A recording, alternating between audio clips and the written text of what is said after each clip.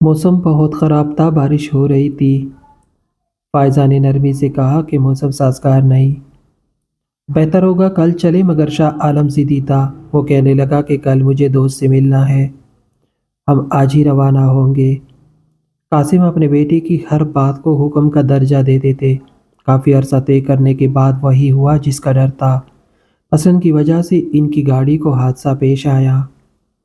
قاسم اور شاہ عالم کے سر پاش پاش ہو گئے، لیکن فائزہ گاڑی سے پہلے ہی باہر جا گری تھی۔ وہ ہماری ٹیچر تھی، بہت شفیق اور مہربان خاتون تھی۔ بچپن میں ہم ان کے پاس پڑھنے جایا کرتے تھے۔ وہ ہمیں انگریزی اور حساب کی ٹیوشن پڑھاتی تھی۔ ان دنوں ان کے حالات اچھے نہیں تھے، مالی پریشانیوں نے ان کو گھیر رکھا تھا۔ جن حالات میں اس خاتون نے اپنی تعلیم مکمل کی وہ صرف امی جانتی تھی۔ مگر ذاتی ہو تو آدھی مشکلات دور ہو جاتی ہے، مگر فائزہ خالہ کا مسئلہ یہ تھا کہ اکیلی کیسے رہے۔ تب ماموں اور ممانی نے ساتھ دیا اور اپنا گھر چھوڑ کر فائزہ کے پاس آ کر رہنے لگی۔ اپنوں کا اتنا بھی سہارا بہت ہوتا ہے۔ فائزہ نہ صرف ان کی مشکور تھی بلکہ ان کے پیر چدھی تھی۔ اپنا ہمدرد سمجھ کر ان پر اعتبار کرتی تھی۔ تاہم وہ بہت خوددار تھی، والدین کی وفات کے بعد کسی پر بوجھ نہیں بننا چاہتی تھی۔ اس لیے اپنی والدہ کی واقف خواتین سے رابطہ کیا اور انہی میں سے ایک منہ بولی خالہ کے توسط سے اسکول میں ملازمت ڈھونڈ لی اور بطور ٹیچر کام کرنے لگی۔ اپنی کمائی بھی ماموں اور ممانی کے ہاتھ میں لا کر رکھتی تھی۔ کہتی تھی کہ یہ آپ کا حق ہے، میں آپ کی بیٹی ہوں، میری تنخواہ سے جتنا جیب خرچ مناسب سمجھے مجھے دے دے، باقی آپ رکھ لے۔ وقت گزرتا رہا، فائزہ کو ہمارے محلے میں کوئی تکلیف نہ ہوئی کیونکہ ہم سب ان کے حالات سے اچھی طرح واقف تھے۔ کبھی کبھار امی ان سے ملنے جاتی تو وہ اپنی ماں کو یاد کر کے دو آنسو بہا لیتی۔ ان کا کہنا تھا کہ ماموں اور ممانی کے پاس انہیں کوئی تکلیف نہیں ہے، وہ ان کا بہت خیال رکھتے تھے۔ مگر جب میں پڑھانے جاتی ہوں تو راستے میں کبھی کبھار مجھے کچھ میلی نگاہوں کا سامنا کرنا پڑتا ہے، جس کی وجہ سے پریشان ہو جاتی ہوں۔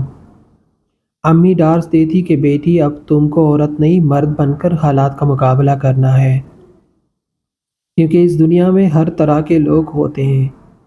یہاں تو سارا معاشرہ ہی ایسا ہے۔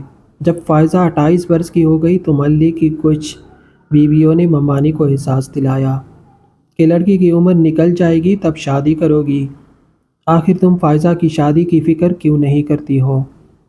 ممانی کہتی کہ میں کہیں زیادہ آتی جاتی نہیں، اور محلے والوں کو جب پتہ ہے کہ فائزہ کا رشتہ کرنا ہے تو وہ مدد کیوں نہیں کرتے؟ اچھا کوئی رشتہ ملے گا تو ہم ضرور اس کی شادی کر دیں گے۔ سبھی لڑکے بظاہر اچھے لگتے ہیں، لیکن قسمت کی بات ہے، ماں باپ قسمت نہیں دیکھ سکتے۔ یہ تو شادی کے بعد ہی پتہ چلتا ہے کہ لڑکی کو جس شخص کے ساتھ زندگی گزارنی ہے وہ اصل میں کیسا ہے اور کس کردار کا حامل ہے۔ فائزہ خالہ نے ایک بچے کے باپ قاسم کا رشتہ اس لیے قبول کر لیا کہ ان کے والدین دنیا میں نہیں تھے اور ان کے سامنے کوئی مستقبل بھی نظر نہیں آتا تھا۔ جب شادی ہو گئی تو بظاہر وہ ایک خوشحال زندگی گزارنے لگی، کیونکہ قاسم ایک امیر آدمی تھے اور ان کے گھر میں ہر سہولت موجود تھی، کسی چیز کی کمی نہ تھی۔ تاہم شوہر کاروباری مزاج کا آدمی تھا، زیادہ تر وقت گھر سے باہر اپنے بزنس میں مصروف رہتا اور بیوی کو توجہ یا محبت نہیں دے پاتا تھا۔ اس کے نزدیک شاید بیوی یا زندگی کی ساتھی کی حیثیت صرف ایک ایسی عورت کی تھی جو گھر سنبھال سکے اور اس کے بیٹے کی مناسب دیکھ بھال کرے۔ فائزہ بچوں سے محبت کرنے والی خاتون تھی۔ وہ قاسم کے بیٹے شاہ عالم سے بہت پیار کرتی تھی، مگر وہ لڑکا کسی صورت سوتیلی ماں کو اپنا ماں کا درجہ دینے پر آمادہ نہ تھا۔ وہ انہیں صرف سوتیلی ماں ہی سمجھتا تھا اور باپ سے ان کی جھوٹی شکایت کرتا تھا۔ حالانکہ فائزہ خالہ اس سے کوئی برا سلوک نہیں کرتی تھی، مگر قاسم ہر بار بیوی کو ہی قصوروار سمجھتے اور انہیں جھوٹا قرار دیتے۔ 2 سال گزر گئے، فائزہ خالہ شاہ عالم کے سلوک سے دل برداشتہ رہنے لگی۔ ان کے ہاں اپنی کوئی اولاد نہیں ہوئی تھی، لیکن قاسم کو اس بات کی کوئی پرواہ نہ تھی۔ وہ اپنی ساری پدرانہ شفقت عالم پر نچھاور کرتے اور بیوی کے احساسات کو نظر انداز کرتے۔ جب فائزہ کہتی کہ وہ کسی لیڈی ڈاکٹر کے پاس جانا چاہتی ہے تاکہ یہ معلوم ہو سکے کہ وہ ماں کیوں نہیں بن سکتی، تو قاسم ان پر برس پڑتے اور جتلانے کہ تم شاہ عالم کو اپنی اولاد نہیں سمجھتی، اس لیے تمہیں اپنی اولاد کی خواہش ہو رہی ہے۔ وہ کہتے کہ جب اللہ چاہے گا تو اولاد ہو جائے گی، ڈاکٹروں کے پیچھے بھاگنے کی کوئی ضرورت نہیں۔ غرض اولاد کی چاہت میں انہوں نے کبھی بیوی کا ساتھ نہ دیا۔ قاسم صاحب بے حد شخصیت کے مالک تھے۔ ایک دن فائزہ نے کہا کہ شادی کے بعد سے آج تک آپ نے کبھی مجھے سیر کرانے نہیں لے گئے۔ میرا دل چاہتا ہے کہ ہم سب کہیں گھومنے چلے۔ قاسم نے سرد لہجے میں کہا کہ میرے پاس اتنا فالتو وقت نہیں کہ تمہیں سیر کرواتا پھروں۔ اب تمہاری عمر بھی سیر و تفریح کی نہیں ہے۔ یہ نچلے تمہیں زیب نہیں دیتے، تم بیوی ہو اور گھر میں بیوی بن کر رہو۔ شوہر کی اس بات پر فائزہ سہم کر خاموش ہو گئی۔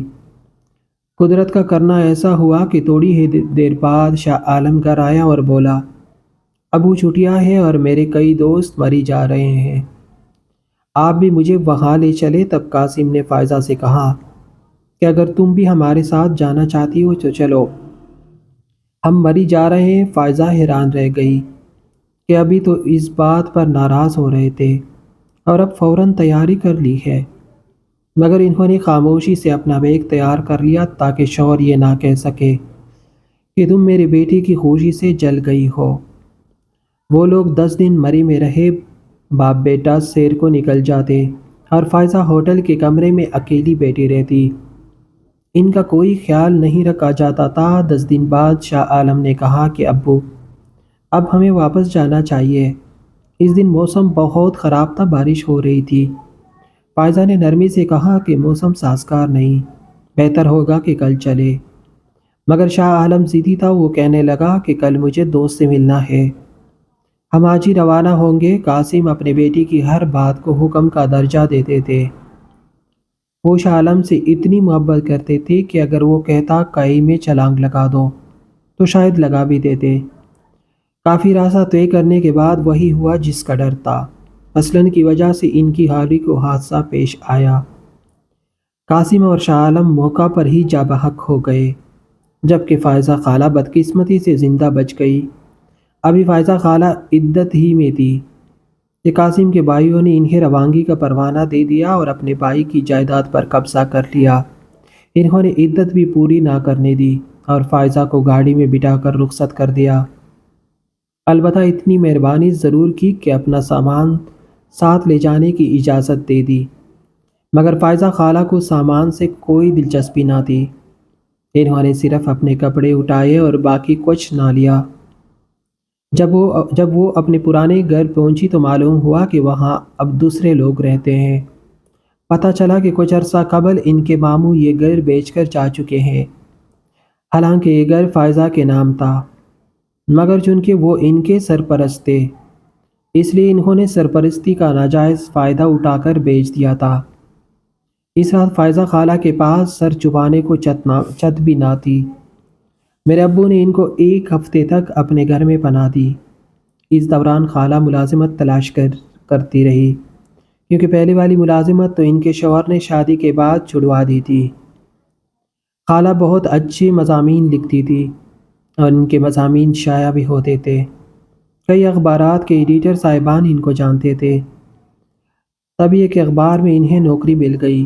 اس اخبار کے ایڈیٹر نے ان کے لیے ایک ویمن ہاسٹل میں رہائش کا بندوبست بھی کروا دیا۔ فائزہ خالہ کو زندگی میں جن مشکلات کا سامنا کرنا پڑا، ان کا سامنا صرف انہی جیسے باحوصلہ خاتون کر سکتی تھی۔ اگر کوئی دوسرا ہوتا تو شاید خودکشی جیسا حرام اور بزدلانہ قدم اٹھا لیتا، لیکن وہ جانتی تھی کہ اللہ کی رحمت سے مایوس ہونا کفر کے مترادف ہے۔ اس لیے ہر مشکل وقت میں وہ صبر اور استقامت کے ساتھ کھڑی رہی۔ 3 سال تک وہ اخبار میں کام کرتی رہی۔ پھر اچانک ان کی زندگی میں ایک ایسا شخص آیا جس نے ان کی زندگی میں خوشیوں کے لیے دروازے کھول دیے۔ اس شخص کا نام الیاس تھا جو ان کے مضامین بڑے شوق سے پڑھتا تھا۔ الیاس کوئی عام شخص نہیں تھا بلکہ ایک مشہور اور بے باک کالم نگار تھا۔ وہ ہمیشہ سچ لکھتا تھا اور کسی سے نہیں ڈرتا تھا۔ بڑے بااثر لوگ اس کے قلم کی طاقت سے خائف رہتے تھے۔ ایک دن وہ اخبار کے دفتر آیا جہاں فائزہ سے ملاقات ہوئی۔ تعارف کے دوران اسے معلوم ہوا کہ یہی وہ فائزہ ہے جن کے مضامین وہ شوق سے پڑھتا ہے۔ وہ ان سے بھی بہت متاثر ہوا اور کچھ ہی دن بعد انہیں شادی کی پیشکش کر دی۔ فائزہ کو بھی مدت بعد اپنی پسند کا ایک مخلص انسان ملا۔ کچھ دن سوچ بچار کے بعد انہوں نے یہ رشتہ قبول کر لیا اور دونوں شادی کے بندھن میں بندھ گئے۔ شادی کے بعد خالہ نے ملازمت چھوڑ دی اور نئی زندگی کا آغاز کیا۔ یہ زندگی بہت خوبصورت تھی کیونکہ دونوں میں ذہنی ہم آہنگی اور محبت تھی۔ جب میاں بیوی ایک دوسرے کا احترام کرے تو زندگی جنت بن جاتی ہے۔ فائزہ جانتی تھی کہ الیاس ایک بے باک صحافی ہے جنہوں نے ہمیشہ سچ لکھا، حتیٰ کہ ان کے کالموں نے کئی خود غرض سیاستدانوں اور طاقتور طبقے کو بے نقاب کیا۔ انہی دنوں الیاس کا ستارہ گردش میں آ گیا۔ اس بار وہ جن لوگوں کے خلاف لکھ رہے تھے وہ اوباش اور بے لگام تھے۔ وہ اپنے مفادات پر آنچ آنے پر کسی کی جان لینے سے بھی گریز نہیں کرتے تھے۔ جب فائزہ نے وہ رپورٹ دیکھی تو الیاس کو روکنے کی کوشش کی۔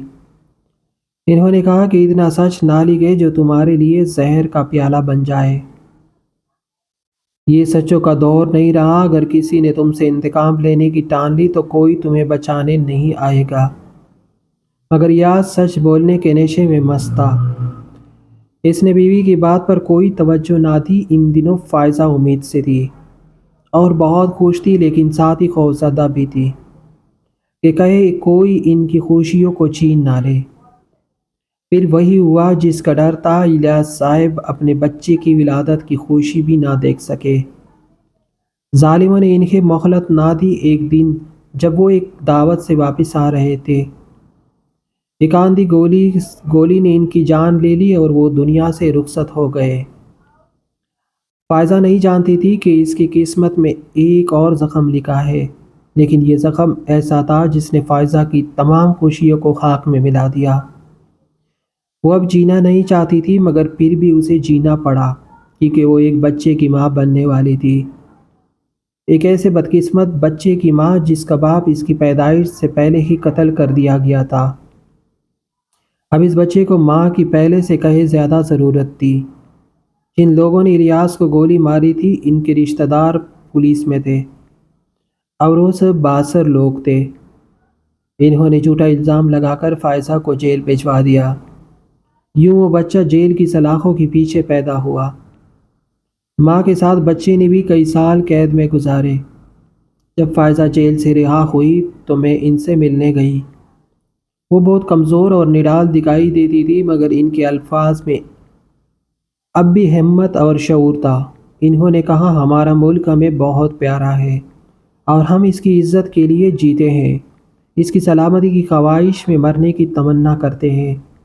لیکن ایک بات آج تک میرے سمجھ میں نہیں آئی کہ اپنے ہی وطن میں رہ کر اس وطن کو نقصان پہنچانے والے لوگ عورت کی عزت کیوں نہیں کرتے؟ شاید وہ خدا سے بھی نہیں ڈرتے جس کی طاقت ہر طاقتور سے بڑی ہے۔ ہم سب کو ایک دن اپنے رب کے سامنے حاضر ہونا ہے اور اپنے اعمال کا حساب دینا ہے۔